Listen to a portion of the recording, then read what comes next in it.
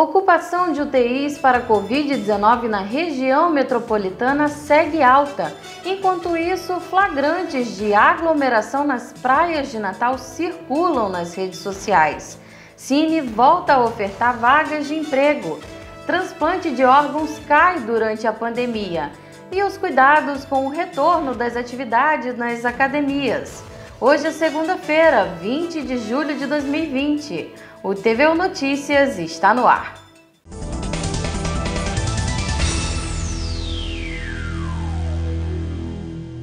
A taxa de ocupação de leitos de UTI por pacientes com Covid-19 continua alta no Rio Grande do Norte. Na região metropolitana, o número hoje é de 93%.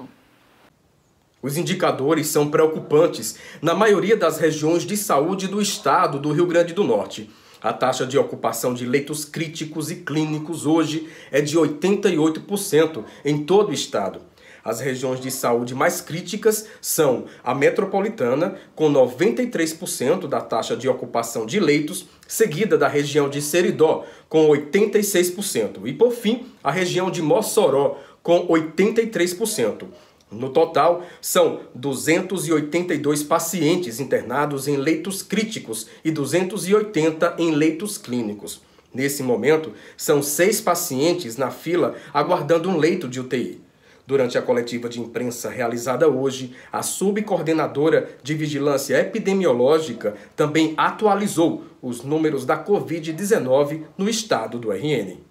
Essa situação que nós temos hoje, de queda da incidência, de uma tendência de queda no número de óbitos, isso pode sim sofrer alterações e por isso que o cenário ele tem que ser observado prospectivamente. Então, nesse momento, o Rio Grande do Norte ainda apresenta uma tendência de queda na sua incidência em todas as regiões de saúde do estado, tendo nesse momento 43.957 casos confirmados para a Covid-19, são 55.704 casos suspeitos para essa doença e demais síndromes gripais, 68.806 casos descartados. Dos óbitos, nós temos, infelizmente, 4 óbitos que ocorreram nas últimas 24 horas, totalizando no estado do Rio Grande do Norte 1.585 óbitos já confirmados para o Covid e, nesse momento, nós temos 205 casos que estão suspeitos. A subcoordenadora de Vigilância Epidemiológica pediu a colaboração dos municípios do Rio Grande do Norte para que mantenham as medidas de distanciamento social para que os números não aumentem. Nós também temos esse trabalho voltado para a vigilância e para a assistência como um todo. Então, nesse momento, a Secretaria Estadual de Saúde, o seu grande papel é realmente organizar e coordenar esse processo, mas as medidas precisam ser intensificadas nos municípios do Rio Grande do Norte, a fim que a gente continue ainda fazendo o monitoramento com mais afinco de todo e qualquer caso suspeito e dos casos confirmados, que nós sabemos que é mais viável nesse momento nos municípios menores. Então, se essas medidas continuarem a serem adotadas de forma que a gente também consiga manter um rastreamento de contatos, ou seja, a partir de um caso suspeito, identificar quais foram as pessoas que entraram em contato com ele e potencialmente adoeceram, nós vamos conseguir manter esses indicadores que até o presente momento têm se mostrado favoráveis. Durante o final de semana, circularam pelas redes sociais imagens de aglomerações nas praias em Natal, especialmente em Ponta Negra. O fato chamou a atenção das autoridades. O governo do estado criticou a falta de fiscalização da prefeitura. Os vídeos e fotos que circularam pelas redes sociais mostraram aglomerações, especialmente na praia de Ponta Negra. Nas imagens é possível ver principalmente jovens, a maioria sem máscaras. Na Rota do Sol, o trânsito também ficou intenso e foi grande o volume de pessoas também na praia de Areia Preta. Durante a coletiva de imprensa desta segunda-feira, Fernando Mineiro, que está na coordenação do programa Pacto pela Vida entre o governo do estado e os municípios, afirmou que a responsabilidade de fiscalização do cumprimento dos decretos de isolamento social nas orlas e a aplicação das penalidades cabe às prefeituras. O Coronel Araújo, secretário de Segurança Pública do Estado, afirmou que nesses casos específicos que nós vimos no final de semana, a polícia dispersou as pessoas que estavam fazendo as aglomerações e afirmou que também foram observadas aglomerações em outras cidades. Nós estamos acompanhando, principalmente em Natal, nas regiões de praia, o que está acontecendo. E ontem, devido a esse monitoramento das câmaras de vigilância, a gente pôde atuar enquanto as forças de segurança. No entanto, o processo de fiscalização das atividades econômicas, o processo de autorização do funcionamento dos quiosques e do comércio em geral, é a função das prefeituras. O sistema de segurança pública diligenciou, a polícia fez abordagem, a polícia militar fez abordagem e dispersou as pessoas que estavam lá. Nós temos um sistema de monitoramento eletrônico que está sendo disponibilizado para atuar na orla marítima e ver em tempo real, 24 horas por dia, todas as ações e movimentações de pessoas. Nesse monitoramento foi identificado e a polícia foi lá no local e fez a abordagem e dispersou. O vice-governador Antenor Roberto endureceu o discurso ao responsabilizar os gestores municipais. Quantos profissionais de saúde da segurança pública se sacrificando diariamente, e o que nós assistimos esse final de semana foi uma atitude de muito pouco compromisso com o olhar daquele próximo. Sobretudo a nossa juventude tem que entender que essa doença não escolhe idade, mas ainda assim é na juventude que os assintomáticos, ou seja, aqueles que praticamente não apresentam sintomas, estão contaminando seus pais, seus avós, seus tios, aqueles mais vulneráveis e quando contrai a doença, contrai na sua forma mais gravosa. Mas há também um outro claro importante. As prefeituras que anteciparam decretos, muitas vezes flexibilizando na frente do governo do Estado do Rio Grande do Norte. As prefeituras que foram à Justiça dizer que era delas as competências de jurisdição sobre a orla marítima, as praias, que eram delas a competência para dispor sobre transporte coletivo, sobre funcionamento do horário de comércio. Eu pergunto, e agora? Onde estão essas prefeituras que assumiram o compromisso e responsabilidade de garantir o distanciamento e isolamento social proporcional às frações liberadas para funcionarem na economia? Mesmo com os registros de aglomerações nas praias, o índice de isolamento social no estado ficou em torno de 47% neste domingo.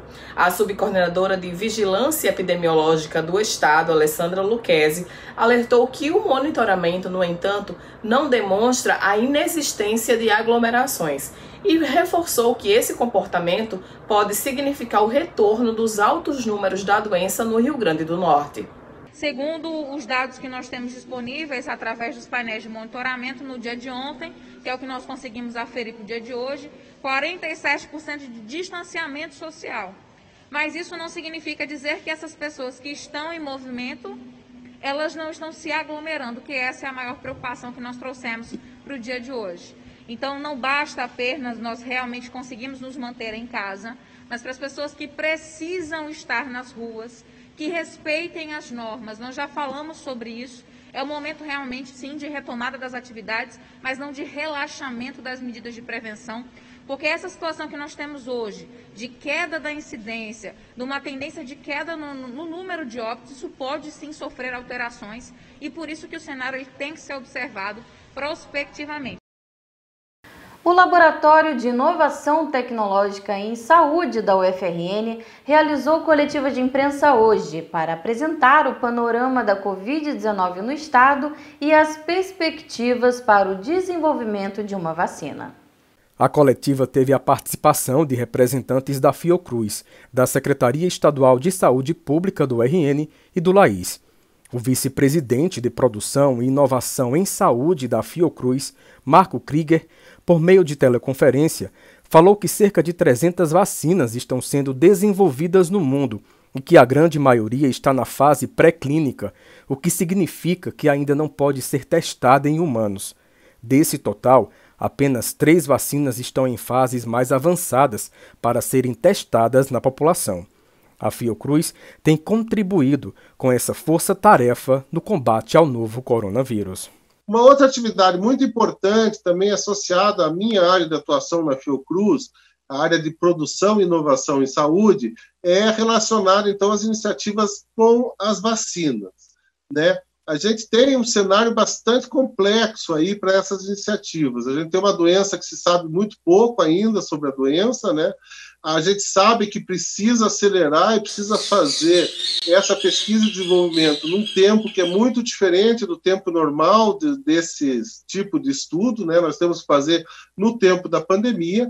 Nós precisamos buscar, né, não só apoiar a pesquisa e desenvolvimento que está acontecendo no Brasil, na Fiocruz, mas também monitorar o que está acontecendo com as vacinas que estão em estágio mais avançado, para que a sociedade brasileira possa ter, da forma mais rápida possível, essa importante ferramenta adicional para o controle da pandemia.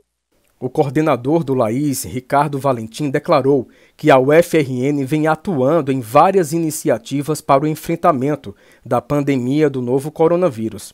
Entre as ações está a construção de um ecossistema tecnológico composto por 13 soluções em áreas como dados, gestão, fiscalização, monitoramento e assistência à saúde. Isso tem levado o estado do Rio Grande do Norte ao 2º lugar em ranking de transparência no combate ao novo coronavírus. E aí, esse trabalho que a gente tem feito, obviamente, apoiado pela Secretaria de Saúde, a gente tem trabalhado nessa parceria, ele é fundamental para a transparência. Então, todo esse trabalho conseguiu contribuir, além do trabalho que é feito lá na Secretaria, com publicações de boletins, páginas de internet, contribuiu para que o Estado conseguisse ficar num 2º lugar num ranking de transparência. Esse ranking ele tem mudado e a gente está se adequando para que essa transparência chegue aí no nível de 1º lugar.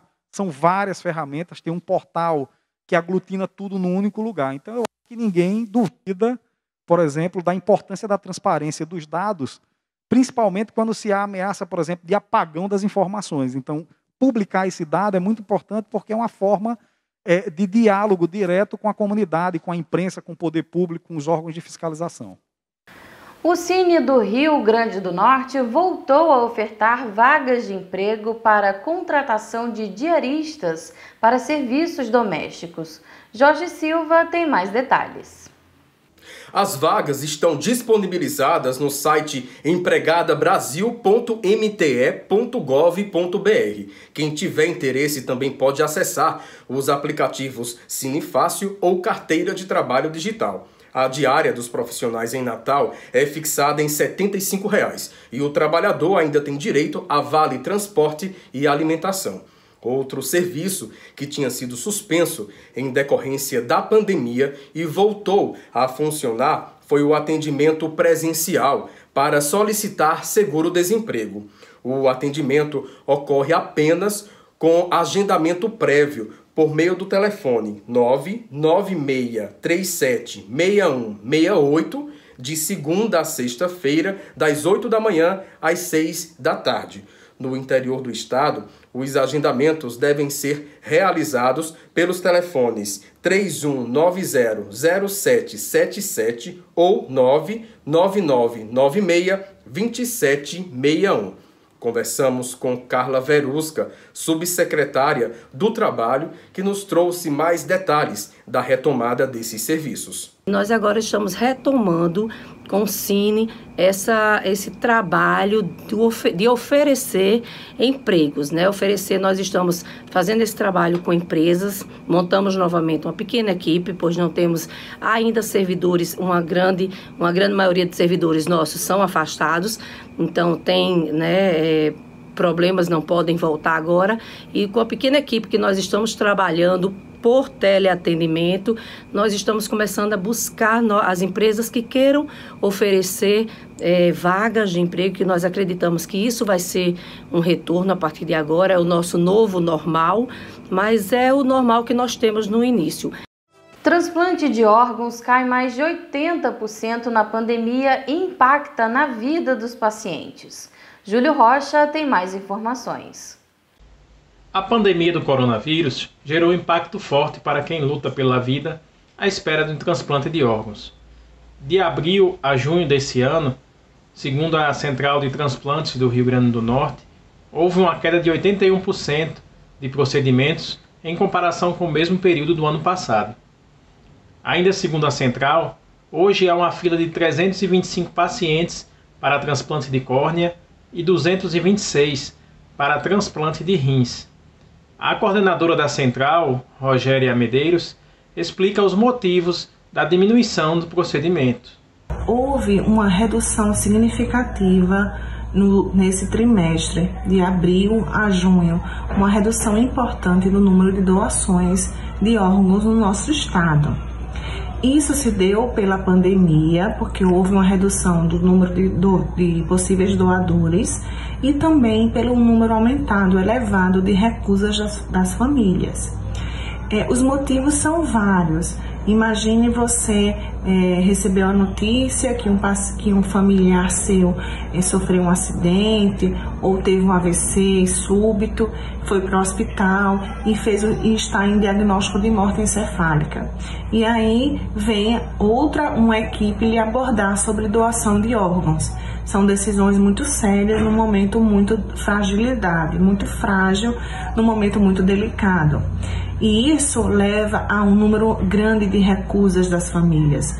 Então, é importante que as pessoas em vida digam a sua vontade de ser doador, que deixem claro aos seus familiares, seu esposo, seus pais, seus filhos. O Instituto do Bem, organização que atua na assistência a pessoas que precisam ou já passaram por transplante, estima que pelo menos 30 pessoas morreram no período da pandemia à espera de um órgão. Infelizmente, o que a gente mais sentiu durante esse período, além de não poder oferecer nossos serviços 100%, foi a perca de muitos pacientes, principalmente que estavam esperando um transplante ou que eram renais crônicos, faziam diálise. Graças a Deus a gente não perdeu nenhum transplantado que fazia parte do Instituto, mas infelizmente a gente perdeu muitos pacientes renais crônicos e de risco que esperavam um órgão. Cerca de 30 pacientes e 450 que a gente tem vieram a óbito. A gente sente muito, principalmente porque a gente sabe que talvez se eles tivessem transplantado, eles tivessem a chance de resistir. Mas também dá muita força para a gente continuar a fazer nosso trabalho, porque significa que a gente também pode salvar muitas outras vidas. Ainda segundo o Instituto do Bem, novos pacientes que precisam de órgãos estão tendo dificuldades de entrar na fila de espera pela ausência da realização de exames no período da pandemia do coronavírus. Aqui a gente oferece assistência multidisciplinar a pacientes pré- e pós-transplante de órgãos. Infelizmente, quem já estava na lista de transplante esperando um órgão permaneceu, mas novos pacientes não entraram durante esse período, porque eles não tiveram como atualizar os exames e as consultas que eles precisam para se manter ativo na lista. Então, muita gente deixou de entrar na fila de transplante por causa da pandemia, pelo impedimento do acesso presencial a serviços. E também aqui na instituição a gente parou de oferecer consultas e exames porque nosso principal parceiro, que é a Universidade de Potiguar, fechou as portas por causa da pandemia. Então a gente procurou outras estratégias para oferecer atendimento a esses pacientes. A gente começou a oferecer cesta básica, oferecer serviço remoto de serviço social, falando sobre tarifa social, sobre auxílio emergencial, sobre como ter acesso a esses serviços para quem ainda não tinha.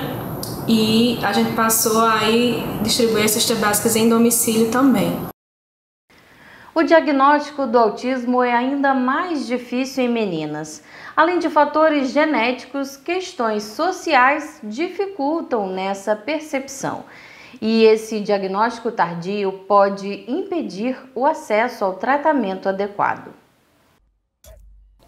Atualmente, para cada 4 meninos diagnosticados com transtorno do espectro do autismo, apenas uma menina recebe este diagnóstico. Os dados da pesquisa apresentada nos Estados Unidos e Reino Unido também se mostram aqui no Brasil. Além da influência do fator genético, o fator social dificulta a identificação. Isso porque, historicamente e no modelo de sociedade atual, ainda são esperados das meninas comportamentos diferentes do que se espera dos meninos, o que pode dificultar o diagnóstico do autismo, principalmente os mais leves.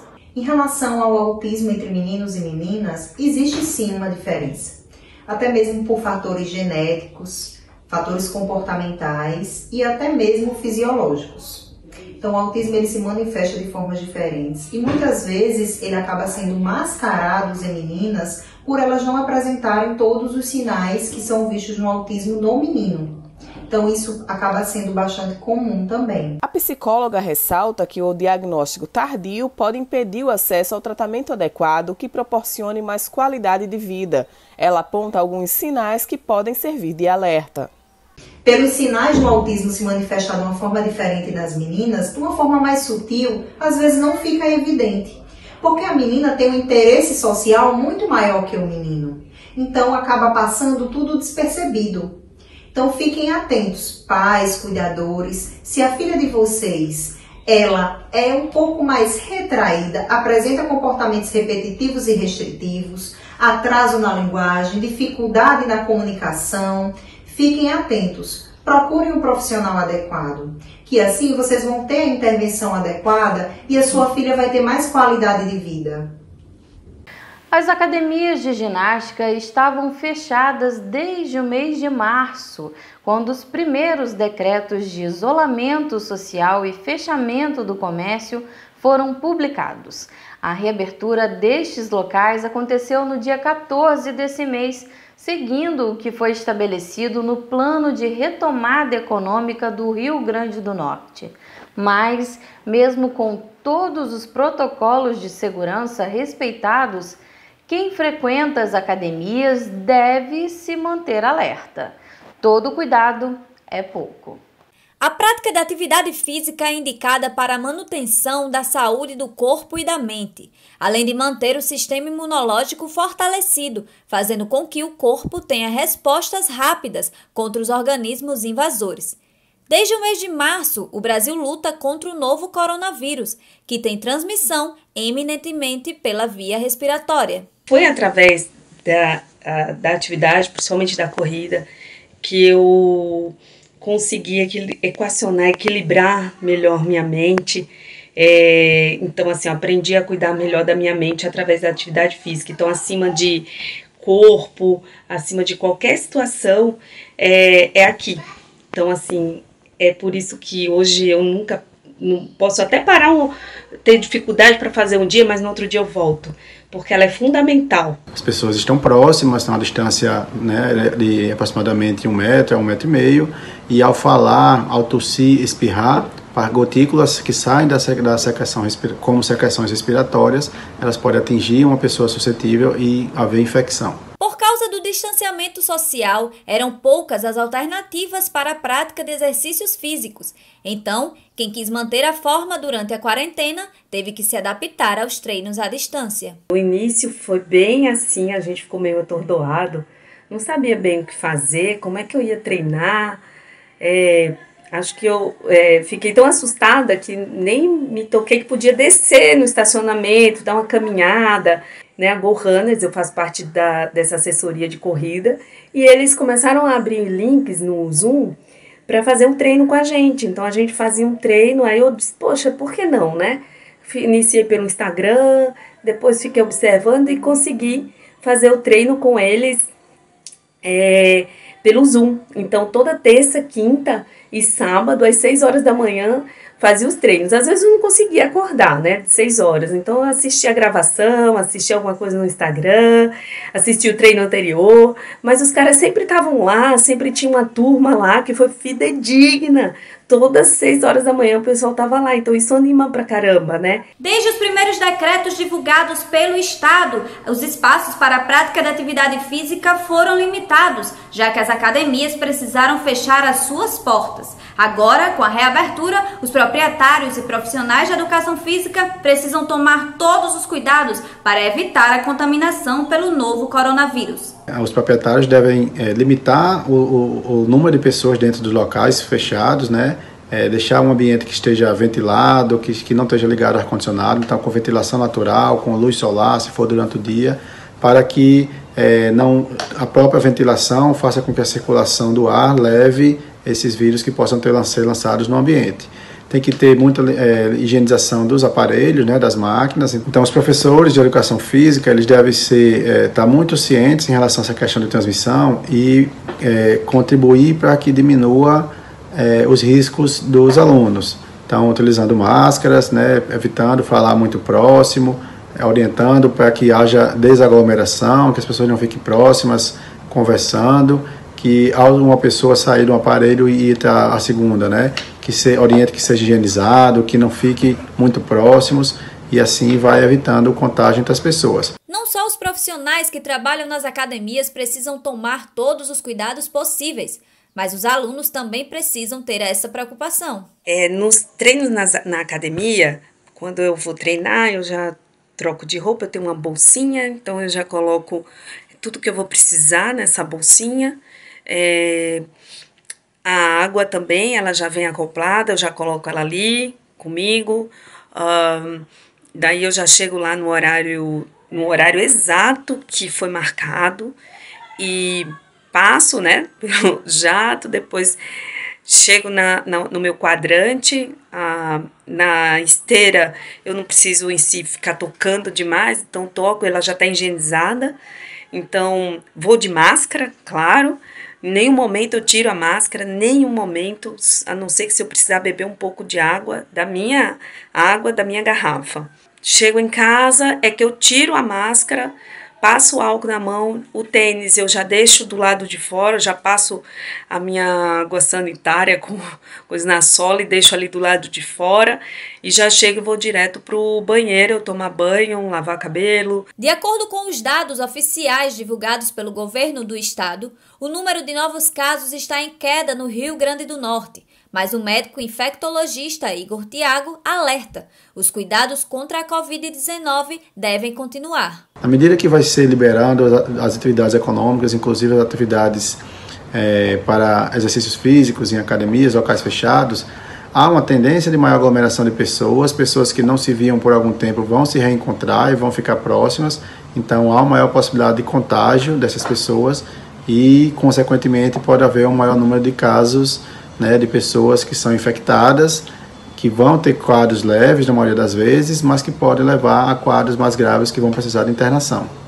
O TVU Notícias termina aqui. Enquanto durarem as medidas de isolamento social para prevenir a Covid-19, você pode conferir todo o conteúdo da TVU que está disponível no nosso canal no YouTube. Tenham uma boa noite e até amanhã.